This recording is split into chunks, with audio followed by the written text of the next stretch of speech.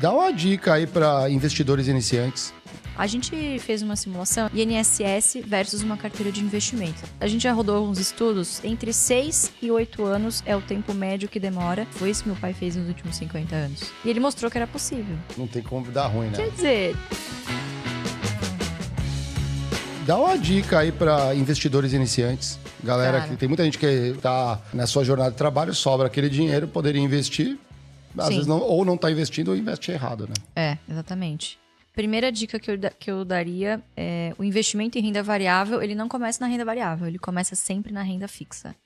Tudo começa pela renda fixa. Um investimento chamado reserva de emergência. Tudo, absolutamente tudo. Obviamente, a depender das suas finanças pessoais, do tipo de trabalho, de recorrência que você tenha, né? De fonte de salário, enfim.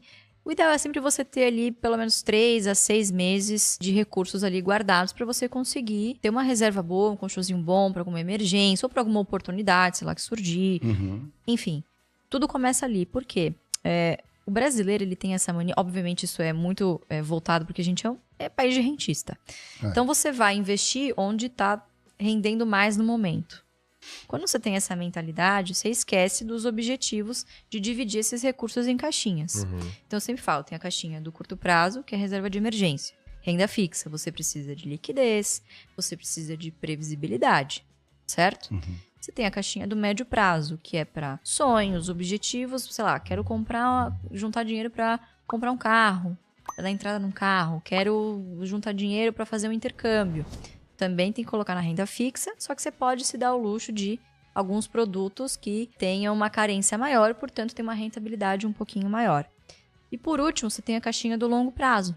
Você só coloca os recursos de bolsa de valores que você não vai precisar nas duas caixinhas imediatamente anteriores. Então, um dos grandes erros das pessoas quando vão para a renda variável é: Luiz, vendi um apartamento aqui de 1 milhão, quero botar tudo na bolsa. Não, cara, é todo o seu dinheiro, você não vai botar tudo de uma vez. Como é que eu faço? Eu monto uma carteira... Não, empresa de dividendo. 10 empresas? Não, mas é dividendo, já fiz a conta aqui, se der 6% ao ano, não sei o quê. Cara, não funciona assim. Vá aos poucos. A constância na bolsa é muito mais importante do que esse imediatismo. Porque as coisas flutuam todos os dias. A gente não pode subestimar a capacidade dos nossos políticos de falarem besteira. Isso, obviamente, no curto prazo, abre oportunidades também em ações. Então, quer dizer, empresas que não têm nada a ver com o que determinado político falou, também têm as suas cotações penalizadas. Então, é sempre bom você dividir esse dinheiro em aportes mensais e constantes. A gente fez uma simulação, essa semana a gente estava em lançamento tal do produto, e a gente fez uma simulação INSS versus uma carteira de investimento, então só para vocês terem uma noção. Uma contribuição hoje pelo teto de R$ 877, corrigida ao longo do tempo por mais ou menos 5% de inflação, em 35 anos de contribuição na Previdência, você teria o total de 0 patrimônio. Esse dinheiro que você colocou está para o INSS, você não constrói patrimônio nenhum. Você teria uma renda lá na frente. Hoje o teto é de aproximadamente R$ 7.500. Se a gente corrigisse 7.500 para daqui 35 anos, isso daria mais ou menos R$ 41 mil o valor do dinheiro lá no futuro.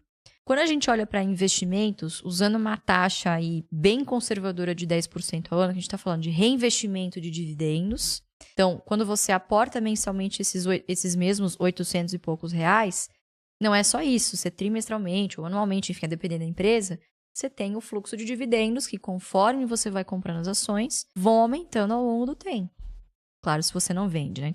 Essa mesma contribuição vai te gerar, em 35 anos, a uma taxa de 10% ao ano de rentabilidade, 14 milhões em patrimônio. E vai te gerar uma renda média mensal de aproximadamente 110 mil reais. Botando uma FII, alguma coisa assim. Exatamente. Pegando todo mês com ali. Os mesmos sem impostos. Sem impostos, por enquanto, né? Vamos ver. Mas você entende que essa mesma contribuição que você faz na Previdência, você poderia fazer para o seu futuro em ações. É isso que a gente ensina. Foi isso que meu pai fez nos últimos 50 anos. E ele mostrou que era possível. E continua sendo possível. E por isso que é importante que as pessoas aprendam a investir, façam cursos, se eduquem. Porque também, se você entrar no caminho errado, ainda que você faça tudo certinho, existem alguns estudos que se você pagar uma taxa um pouco elevada de administração, dependendo com quem você investe, 80% vai ficar com o seu agente, tá? E 20% só com você. O custo de oportunidade de você não ser o seu próprio gestor é muito alto. E tem os riscos também. Tem. O risco do Tem, INSS. óbvio que tem. E dependendo de onde você está colocando, se é um fundo de previdência, alguma coisa, que instituição é essa? Prestem atenção também, né? Tem que prestar atenção. Se é sólida, se não é. Pulveriza às vezes, né? Porque vai estar rendendo uma taxa parecida, pulveriza. Você acha que dividendo é para ser reinvestido ou é para comemorar e viajar? Acho que tudo tem o seu momento. Legal. Pelo menos nos 5, 6 primeiros anos para reinvestir. Depois você retira.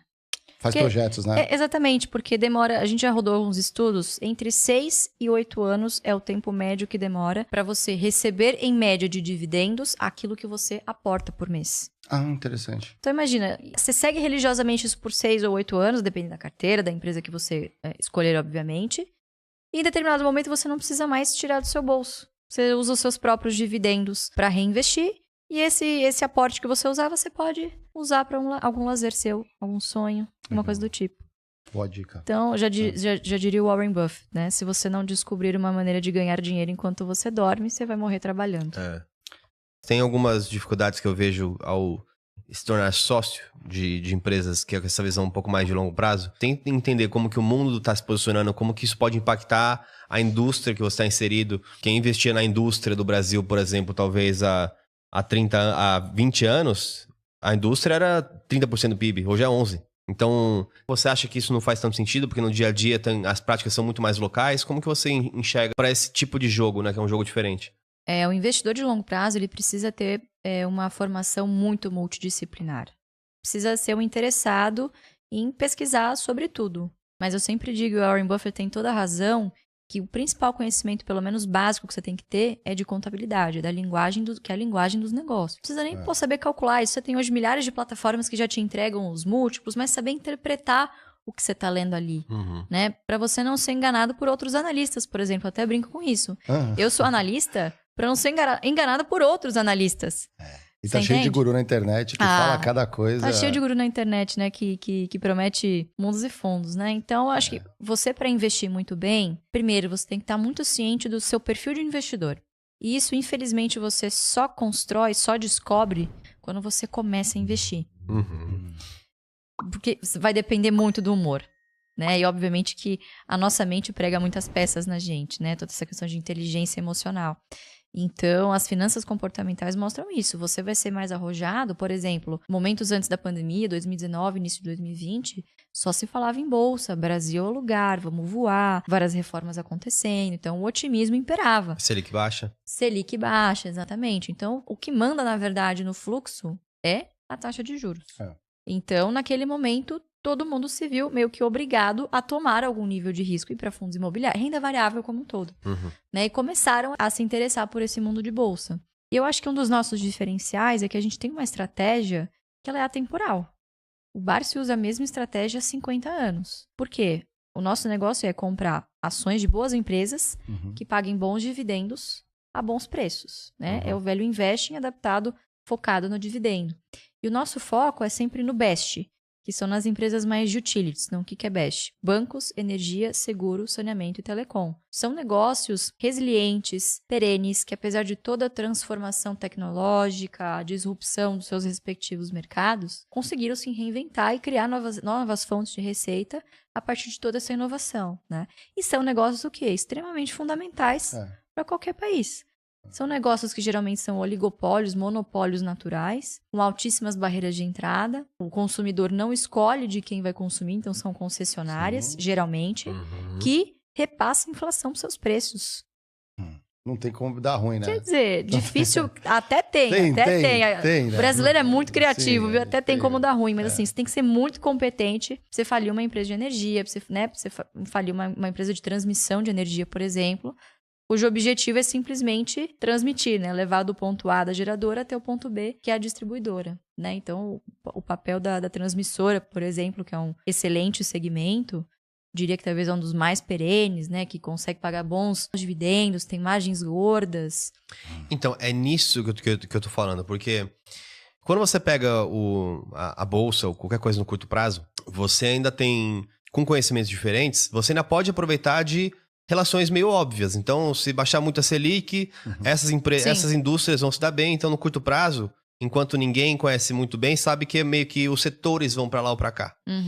Então, eu entendo que no longo prazo, a grande mudança eventualmente vai ser no perfil do gestor, nas conexões que essa gestão faz com o mercado, em como essa empresa comunica com os mais jovens.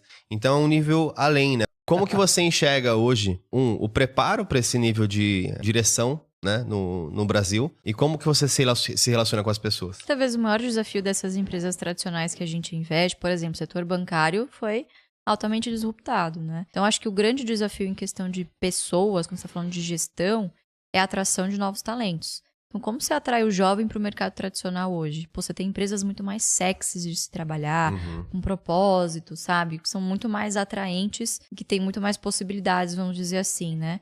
Então, acho que eu diria que esse talvez é um grande desafio, a gente olha muito para isso. E eu acho que um dos diferenciais de você ver uma empresa de perto é justamente esse. Então, vou te dar um exemplo da Klabin. Cara, a Klabin é uma empresa centenária do setor de celulose, né? Uma empresa verticalizada. É um setor muito tradicional, né? O setor florestal, celulose, enfim, é um setor muito tradicional que dificilmente tem alguma grande revolução tecnológica, quer dizer, há muitos anos o processo fabril produtivo é o mesmo, então você tem ali grandes revoluções na parte de genética, então teve muita evolução na questão florestal, genética, enfim, de produtos, né, relacionados a isso. Cadeia logística também, né? Exatamente, logística, enfim, mas o mercado em si, ele ainda continua muito tradicional e não mudou muito. E o que a gente viu lá são colaboradores extremamente motivados, amam a empresa, estão lá há anos, assim, o olho continua brilhando. É uma empresa que investe muito na formação técnica dos seus colaboradores, incentiva, por exemplo, que as gerações desses colaboradores venham trabalhar na empresa. Então, a questão social, a questão pessoal, hoje está muito em alta e, de fato, é um grande desafio dessas empresas tradicionais, né? Como você cativar os seus colaboradores, né? E é muito legal de ver. Então, essa é uma característica também que a gente busca em empresas. O primeiro embaixador da empresa é o próprio colaborador, Exatamente. Quem está trabalhando lá dentro. Tem que sentir orgulho, tem que falar, pô, isso aqui é legal. Inclusive um projeto muito legal também, coisas que a gente olha, isso é muito difícil de implementar. Os próprios colaboradores podem pegar o seu PLR, parte do seu salário, e investir em ações da Klabin hoje. Então, isso é muito legal. Quer dizer, o skin the game total, né? É você se sentir um pequeno dono daquele negócio e cobrar, você ter a liberdade, né? Sei lá, a copeira, por exemplo, contaram essa história outro dia, poxa, né? A moça aqui do bem-estar, a copeira passou aqui e cobrou o CFO, falou, vai ter dividendo nesse trimestre, né? Pô, então isso é muito legal.